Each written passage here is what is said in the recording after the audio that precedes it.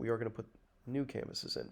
So I would recommend you get your drawing that has the side view and the front view so you know exactly what you're drawing. And then I've imported this so I have a reference myself, and we're going to scale this thing up so it's where we need it to be. Now we are going to use a slightly different tool set for this. It's going to be this create tool set because you are making sort of an organic shape, and we're using the Lego head a little bit as a reference. This is all about proportions, and it's all about sort of like making it look like sort of what you're going for. Like that's approximately right. So that's cool. And then I'm going to insert another canvas, same image, just I'm going to put the side view so I know, what I'm going for here. And I'm going to insert it right there in the side. Right here inserted will be this. One more time here. Come on. Okay, and I will scale it up as well.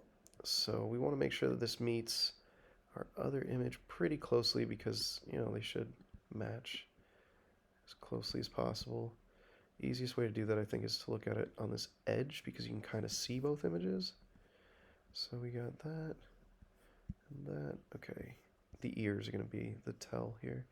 So I'll just shift this down a little bit. There, that should be good. It's hard to tell with all that stuff, trust me, I know, but it's more about like when I rotate this thing, does it kind of line up, okay? And it does, that's perfectly normal.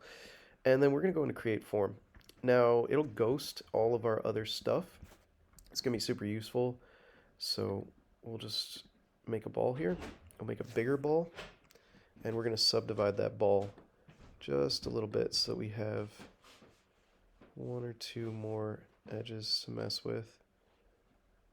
And yeah, that's good.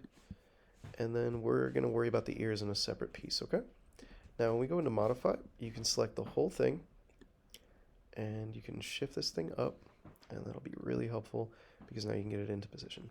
Now you'll zoom in, and if you left click, it's going to select just like finite areas, like whatever you touched the most, right? So if I do that, it's going to dent in or whatever.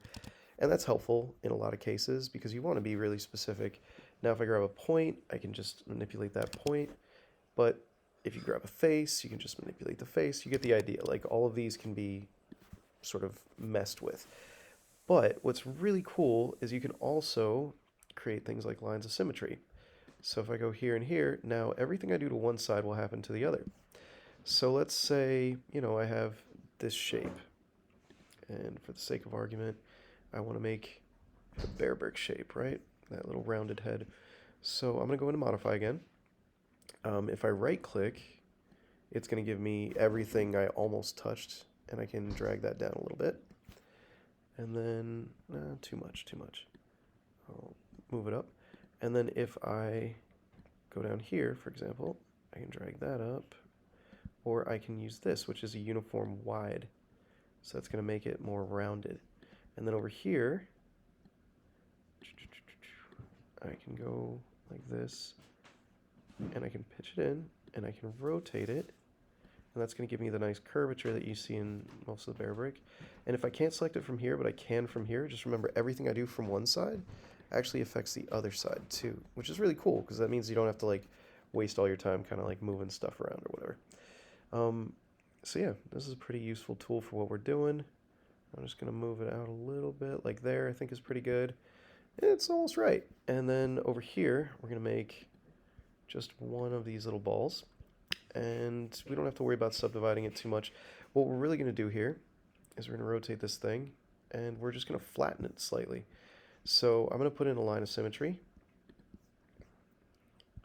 which is going to be the easiest way. So I'll do this. So we have a line of symmetry there. And that means when I go to modify it and I select, say, this piece here, I can flatten it, and it'll flatten the whole thing. What I do recommend, because you're going to go between these two bodies, is you can hide this so you don't select things on accident. And you'll want to scale this thing. So I'm going to go here, and I'm going to say, hey, I want you to go in, because I want it to like be a thinner ear, basically. Like that, I think. And then over here, like I don't want the whole face, I want to go left click. And if I can't select it, I'll just get to a place where I can. Left, really doesn't want me to select it. I can go right there. Yeah. I can drag that. Oh, selected the wrong thing. Okay. It is going to be a little bit tricky here. Ah, there we go. Okay, I just want that one point. That's the whole thing, because I want it to go in, and I want it to be, yeah, like a divot, basically, because that's how his ears go. Cool. And I'll click OK just so I can look at it. Yeah, it's pretty good. And yeah, we'll just move it into position. So we'll modify it again. We'll move it here. And if you notice, it has this kind of dip and that kind of dip. So what we may want to do is we may want to rotate it. That way we have the orientation right. And then we can select this part and move it that way. And select that way. Move it that way. So it looks more like that here. Okay, so then we put this back in. And we're going to want to look at the reference again because we haven't manipulated this to really look like it, but I want to move everything so it's like smaller because it seems just a wee bit big here. Yeah, it's a wee bit big, so we'll just modify it. We'll move it into position. Ooh, that's weird. Okay, let me see if I can get rid of that. Okay, let me see, because we do have symmetry turned on. It is going to be a little tricky there. Okay, so that's good. And what I want to do now is use the modify to now, change it to look more like that face. So like that, and then over here, same deal. Just gonna move this down, and over here, same deal. Just, you get the general idea. And then you put this back in, and sure enough, I gotta move that now. So I'm gonna move that into position, and it wants to like totally shift. So actually, I'm not gonna mess with that in here because it's much harder. What I did was I just hit finish, and that means that now I'm dealing with it as kind of like a solid. So if we look, we still have this Lego head, so get rid of that so it doesn't look like it's popping through. This is getting close, but we gotta move that ear. So we're gonna go into here, and now it's not, worried about being manipulated or whatever. We'll move it into position like that. And, ooh, that moved real weird. So I'll go into move, and I'm gonna select it from there. I'll look at it from the edge. Yeah, that works. And yeah, that's going to be much better. So now it should be in the right position. That's good. Remember, you can always mirror. So if I go into here, I can say mirror. I want that thing. It's going to ask me for the plane. Luckily for us, we already made a plane. If you don't see it, remember construction is where planes go. So if you come down here and you don't see it, just click that. So I mirrored it by clicking that plane.